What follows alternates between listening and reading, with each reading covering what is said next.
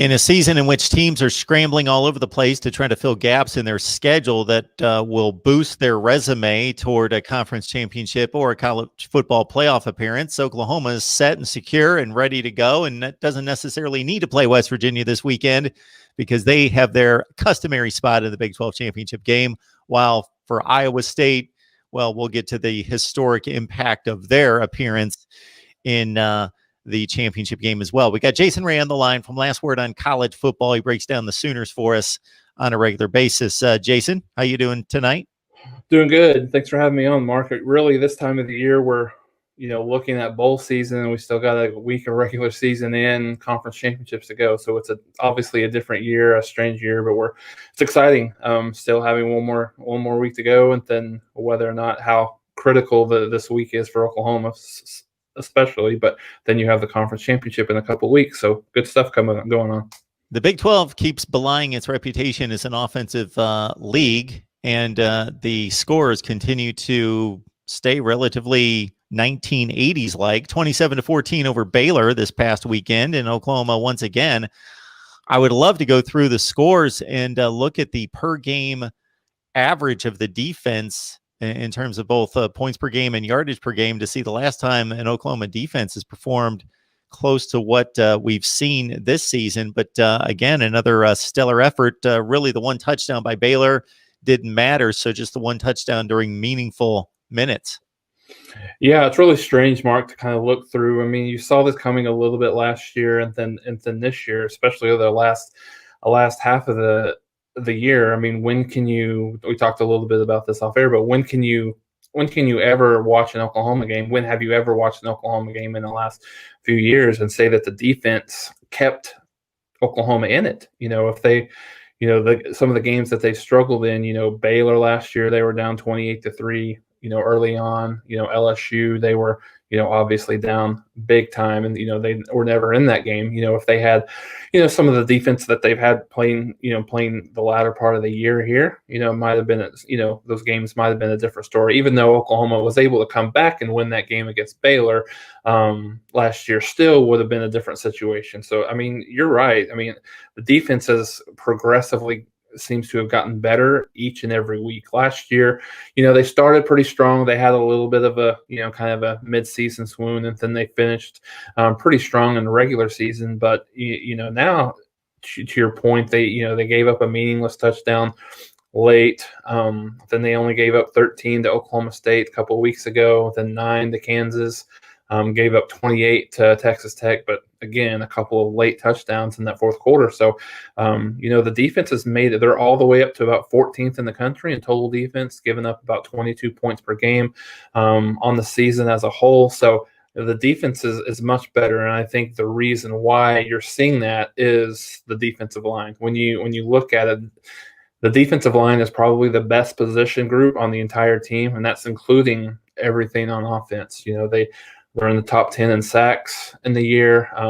They're, like I said, they're 14th overall in total defense. I think they're in the top 5 in rushing defense, I think they're about 80 yards a game. So, they've been able to get a lot of pressure on the quarterback. And, we've talked about this, I think, me and you, time and time again. When is the defense going to be in a position where it can catch up with the offense in terms of being a national championship contender? And I think the defense is, if they're not there, they're pretty close. Their front seven, I think, is probably championship worthy right now, specifically the defensive line. Secondary is they still struggle a little bit at times. They're small.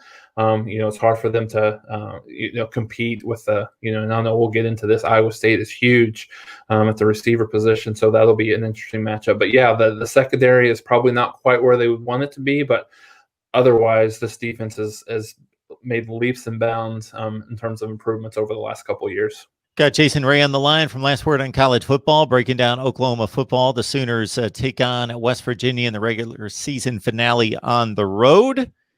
And so why are they playing this game, Jason? We don't need to play the game. We've got Iowa State and Oklahoma in the Big 12 final, but there might be some financial considerations involved. Yeah, I think it was interesting. It was a thought that's really been kind of prevailing over social media, especially the weekend.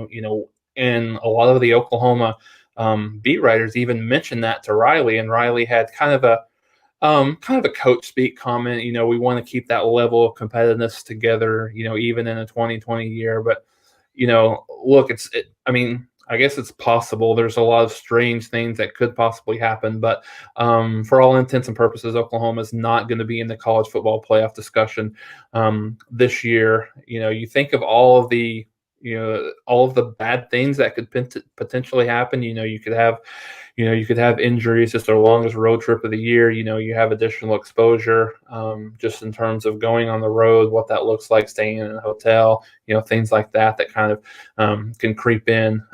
Also in terms of, playing on the field in a game that really, like I said, doesn't really matter except for, if you're one of those people that care about a 10-win season or, and I'm sure that's something that the coaches give to the kids to motivate them and something that they put, kind of on their back as in terms of, motivation to play this game. But yeah, I mean, I think the only thing from an Oklahoma perspective that you might, be interested in is they left a lot on the field from an offensive perspective against Baylor on Saturday.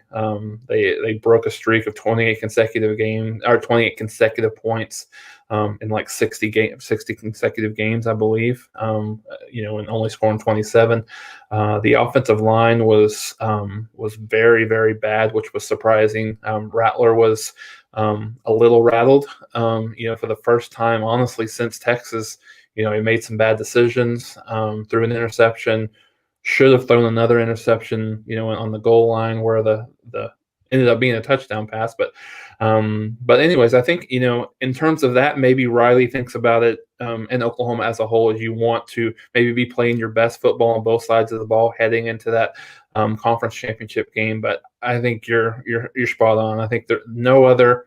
I mean, just like everything that we're seeing in 2020, right? I mean, there's no other motivation. Well, maybe not no other, but the highest motivation is the financial side. And I think, the conference commissioner, Bob Bowlesby, came out and said that from a TV contract perspective, every Big 12 game is around $3.5 million that they have. So I guess at the end of the day, you think that's $3.5 million that you don't have in your pocket as you gear towards, next year and, how to survive in this kind of pandemic situation that all these colleges are in right now. It is commonplace to think in football circles that it's difficult to beat the same opponent twice. Now, I don't necessarily know if the scores and the results would back that up. I ran those numbers a few years ago for conference championship games in college football, since most of them began in the early to mid 90s. Didn't really come up with anything conclusive because you assume that the team that won the first game is probably a better team. And I just tried to take that into consideration as well. It wasn't just happenstance of it just being difficult to win the second time, but how good are these teams? And yeah, that might be something I'll take up at some point. But certainly in the first meeting, Iowa State won the game 37-30. And it's just from a historic standpoint, Jason, it's pretty fascinating that you've got the ultimate winner in the conference. Certainly in recent times, Texas would be right there historically, but in terms of the last 20 years, Oklahoma has owned this conference. Right. Iowa State, yeah, we were looking for Big 12 championships for Iowa State, and you could look forever because you're not going to find one.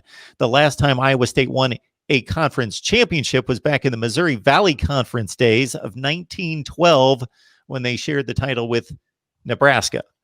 So you've got the ultimate blue blood in the conference versus the Matt Campbell, we just built a program in the last few years. No, you're absolutely right, Mark. It's very strange. And we kind of alluded to this a little bit on Saturday night when we were recapping the Baylor game and some of the games of the weekend, that that Oklahoma has, interestingly enough, when they have revisited this conference championship, this is the fourth different opponent that they've had, with Texas, TCU, and Baylor last year, and then of course Iowa State this year.